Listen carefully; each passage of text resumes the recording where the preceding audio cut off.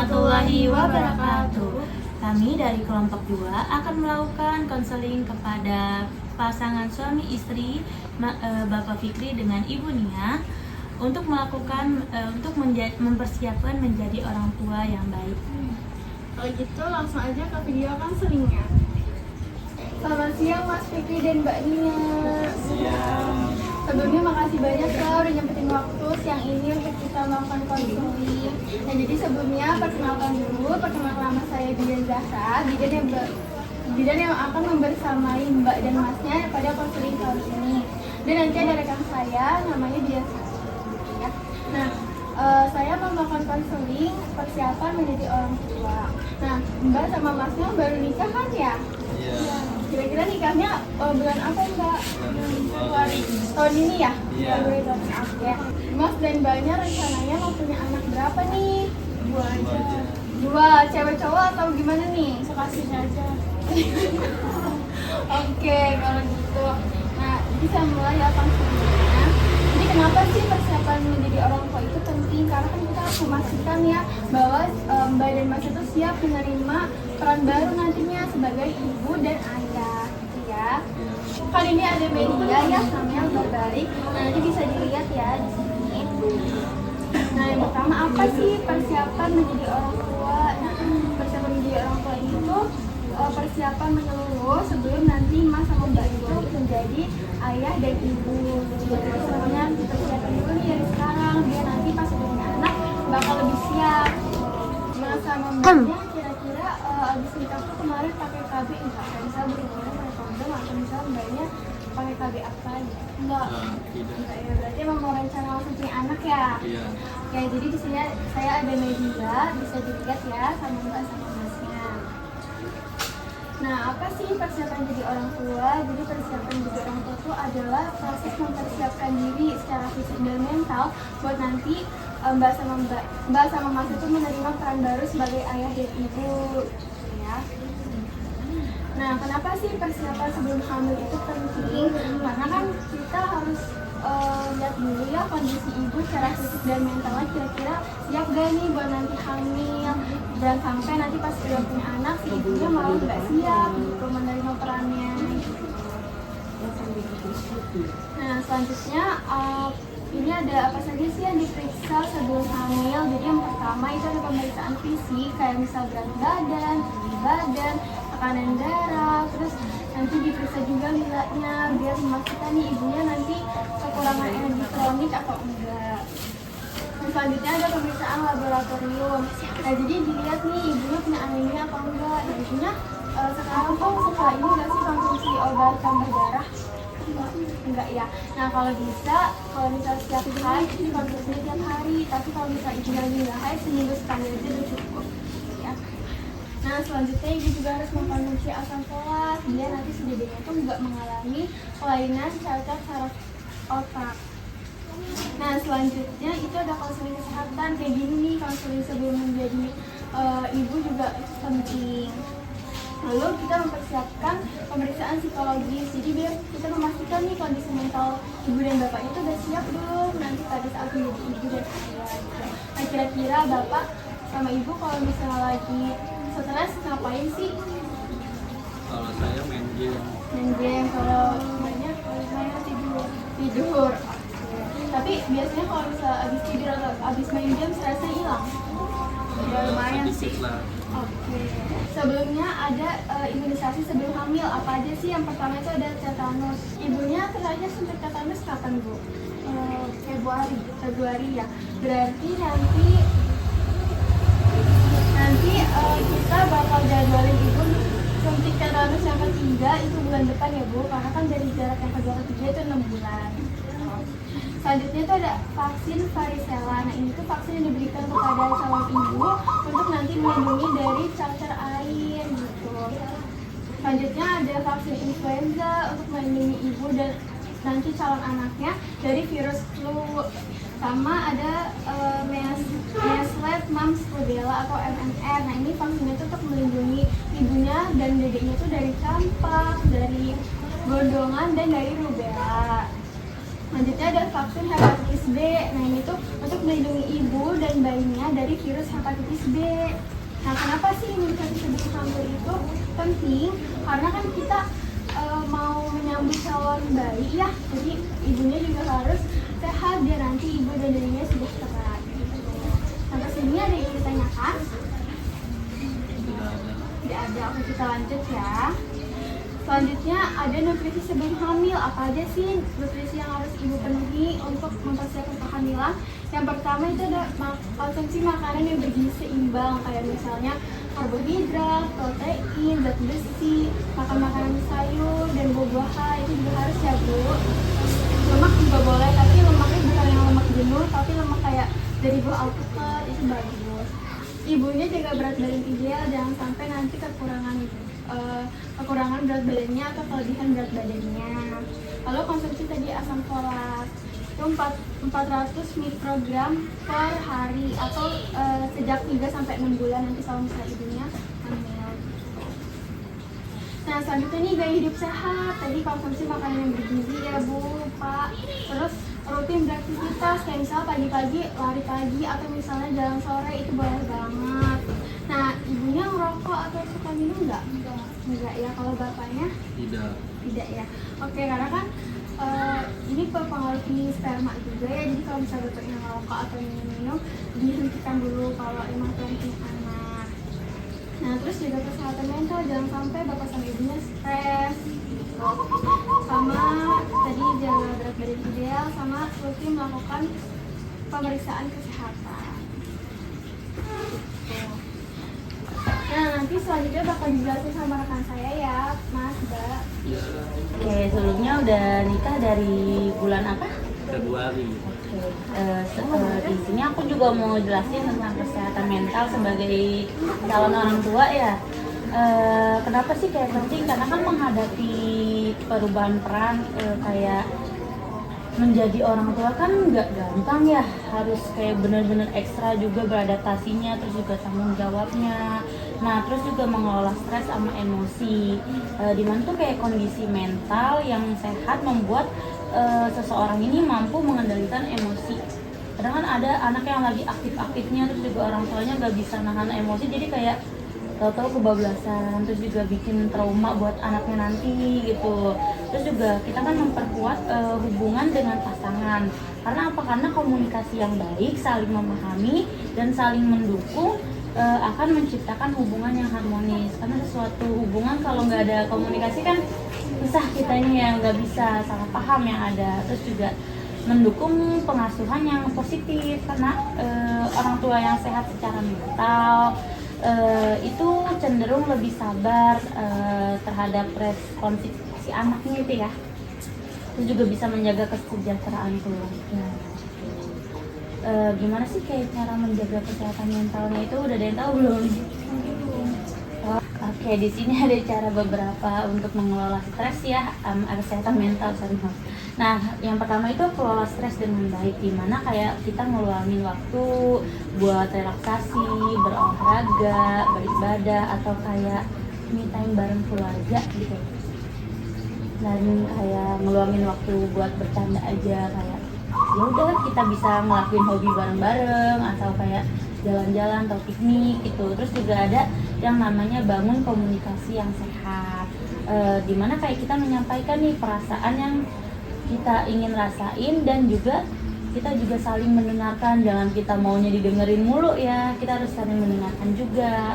Terus juga kita bisa menerapkan cara pola hidup sehat, dimana kayak tidur yang cukup, terus juga komunikasi yang baik, makan makanan yang bergizi, dan rutin melakukan aktivitas yang positif, kayak kita biasanya kayak olahraga bareng, jogging bareng gitu kan, positif tuh kan ya. Terus juga ada juga cari dukungan bila diperlukan. Contohnya kayak kita tuh nggak usah ragu untuk berbagi cerita kepada pasangan, karena kalau misalkan kita ragu, kita bakal mendem emosinya sendiri, itu juga nggak bagus.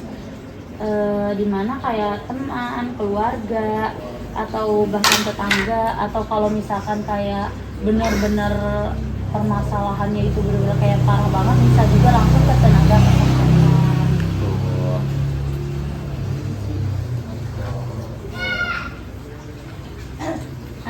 di sini setelah kita udah udah memahami tentang kesehatan mental, ya di sini juga ada yang namanya perencanaan kehamilan, di mana kita kan menentukan kehamilan yang tepat untuk kesehatan ekonomi, mental, terus juga fisik juga yang kuat buat menghadapi kehamilan. Nah, terus juga kita bisa melakukan pemeriksaan kesehatan ke puskesmas atau ke bidan untuk mengecek tubuh masing-masing ya. Terus juga ibunya mempersiapkan gizi yang baik ya Bu, dari pola makannya, pola tidurnya, terus juga konsumsi tablet penambah darah ya Bu, biar nanti anaknya nggak stunting. Terus juga bisa menerapkan gaya hidup sehat yang tadi saya bilang tuh, olahraga. Terus juga bisa meningkatkan pengetahuan edukasi. Nah kayak gini nih, Ibu sama Bapak bisa tanya apa yang ingin ditanyakan atau yang kurang tahu. Jadi bisa meningkatkan pengetahuan tentang menjadi orang tua. Sebelum lanjut, ada yang mau ditanyain lagi nggak nih? Seperti yang tadi. Oke, lanjut ya. Di sini ada peran untuk menjadi ayah dan ibu. Sebelumnya kita mulai dari mana dulu nih? Mau peran ayah atau peran ibu dulu? Oh, peran ayah ya. Nah, di sini peran ayah tuh memberikan dukungan emosional, karena dukungan dari ayah itu sangat penting ya buat si anaknya, jadi kayak merasa kayak dia menjalankan aktivitas dan menjalankan keinginannya itu merasa didukung, emosinya, tangki cintanya tuh penuh gitu ya. Terus juga mendukung pemeriksaan kesehatan, kayak ayah juga harus terlibat nih. Memeriksa kontrasepsi, membantu mendeteksi faktor resiko sejak dini dan mendukung perencanaan kehamilan. Jadi bukan semata-mata kayak udah ini mah tugas istri saya aja, nggak gitu. Terus juga mendukung pemenuhan gizi, jadi juga kontrol nih ibunya, nutrisinya dijaga. Terus nanti kalau misalkan udah ada anaknya, nutrisi si anaknya juga dijaga gitu. Terus juga ada menerapkan gaya hidup sehat kayak tadi yang saya sudah bilang dari awal ya. Terus juga berkonsentrasi dalam mengambilkan keputusan gitu. Dimana perencanaan kehamilan kan dilakukan bersama nih, bukan satu pihak aja. Terus juga mengambil keputusan juga harus dilakukan dengan adanya diskusi bareng-bareng secara matang gitu ya, biar nanti mengambil keputusannya tidak salah. Dan juga meningkatkan pengetahuan tentang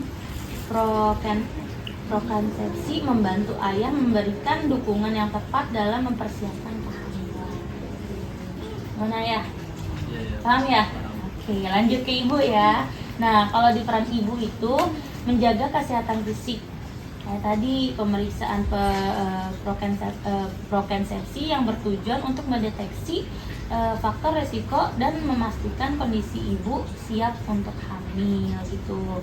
Terus juga ada memenuhi kebutuhan gizi kayak tadi yang udah saya jelaskan. Terus menerapkan pola hidup sehat. Terus juga menyiapkan kesehatan psikologis. Jadi ibunya jangan terlalu sering stres atau cemas gitu ya. Soalnya itu berpengaruh juga. Terus juga menyiapkan aspek spiritual, di mana kayak kesiapan spiritual kan memberikan ketenangan dan batinnya tuh jadi tenang dan bisa mempersiapkan kehamilan selanjutnya gitu. Ini penjelasan saya agak kecepatan nggak nih? Iya. Oke, baik. Di sini juga ada meningkatkan pengetahuan seperti ini, kayak kita edukasi. Terus juga pasti kan nanti kalau di puskesmas kan ada kayak promkes ya, promosi kesehatan gitu. Itu ibu bapak juga bisa ikut biar menambah pengetahuan gitu. Sampai sini ada yang mau ditanya lagi nggak nih? Tidak. Oke, kita lanjut ya. Nah, di sini persiapan finansial juga penting, sangat penting untuk mempersiapkan lingkungan yang mendukung.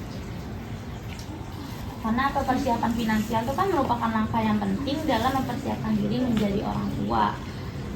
Karena semuanya pakai uang ya, terus juga mau nyekolahkan anak juga pakai uang, terus juga segalanya pakai uang kayaknya.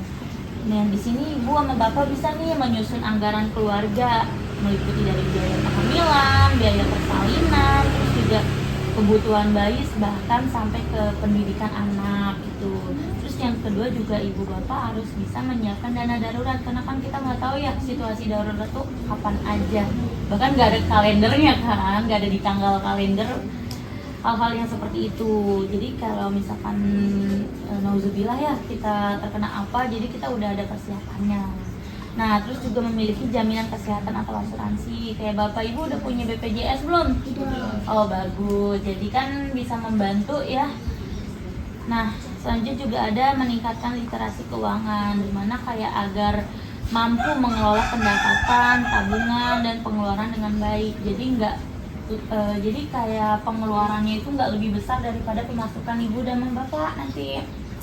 Terus juga ada menyiapkan tabungan pendidikan anak sejak kecil, itu juga bagus, misalkan udah disiapkan dari sekarang. Jadi nanti pas udah anaknya mau masuk ke dunia pendidikan, bapak sama ibu udah nggak pusing lagi karena udah ada dananya gitu. Sih juga ada yang namanya persiapan lingkungan. Selain finansial, persiapan lingkungan juga cukup penting. Karena apa? Menyiapkan lingkungan fisik yang aman dan sehat itu kayak seperti menjaga kebersihan rumah, terus ventilasi yang baik, serta sanitasi yang memadai. Jadi kayak di rumah pun juga sehat gitu ya. Kalau misalkan udaranya di rumah juga nggak sehat, nggak ada ventilasi, juga pengap kan juga berbahaya juga ya Pak, Bu. Terus juga menciptakan lingkungan psikologis yang positif, kayak yang tadi saya bilang sebutkan. Terus juga ada membangun dukungan sosial yang baik, di mana pasangan, keluarga maupun lingkungan itu membangun lingkungan yang baik, itu nggak toksik itu ya Pak, Bu. Kan ada yang lingkungannya toksik gitu, itu berpengaruh juga buat anak nanti, gimana anak bersikap. Nah, terus juga ada meningkatkan pengetahuan tentang pengasuhan, termasuk kayak perawatan bayi, ASI, imunisasi, serta stimulasi tumbuh kembang si kecil ya. Terus juga ada menciptakan lingkungan yang mendukung pembangunan anak. Oke. Dari sini ada yang perlu, maksudnya ada yang mau ditanyakan lagi? Tidak ada, sudah jelas. Cukup jelas ya. Kita lanjut, tanda-tanda siap menjadi orang tua. Nah, kamu tadi udah bisa dilihat di sini. Kelihatan ya, di sini juga siap secara emosional, seperti yang saya bilang, mampu mengendalikan emosi, menghadapi stres, serta menyelesaikan masalah dengan baik. Terus siap bertanggung jawab, siap menerima perubahan peran, terus juga memiliki kesiapan finansial, memiliki dukungan sosial yang bagus, yang baik, terus juga memiliki hubungan yang sehat. Jadi sampai sini ada yang mau ditanyakan? Oke, kita lanjut ya Pak, Bu. Ya. Oke, dari semua penjelasan yang saya jelaskan dan rekan saya jelasin itu, dimana persiapan menjadi orang tua itu kan proses yang dilakukan oleh calon ayah sama calon ibu sebelum kehamilan, untuk memastikan kesiapan fisik yang baik, mental yang bagus, sosialnya juga bagus, finansialnya juga stabil, dan bisa menghadapi kehamilan dengan baik, dan pengasuhan anak juga yang baik. Terus juga persiapan ini kan juga tadi meliputi kayak kesehatan mental si ibu, kesehatan reproduksi juga, pemenuhan gizi, bahkan kayak penerapan gaya hidup sehat gitu. Juga keterlibatan ayah juga penting ya buat nanti ke depannya.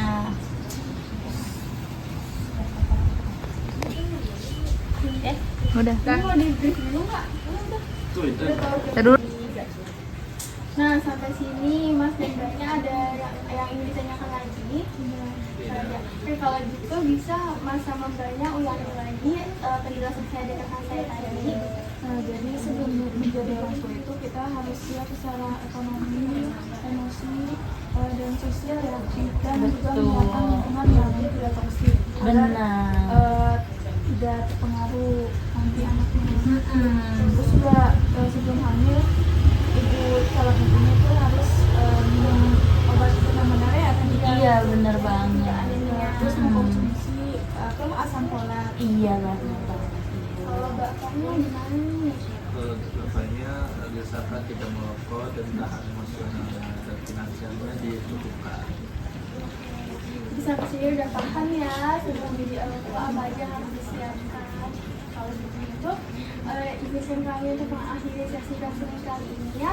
Kalau ada yang ingin ditanyakan, nanti kalau misalnya ada pertanyaan atau ini boleh chat aja. Ya, terima kasih ya Mas, udah nyempetin waktunya hari ini. Terima kasih banyak.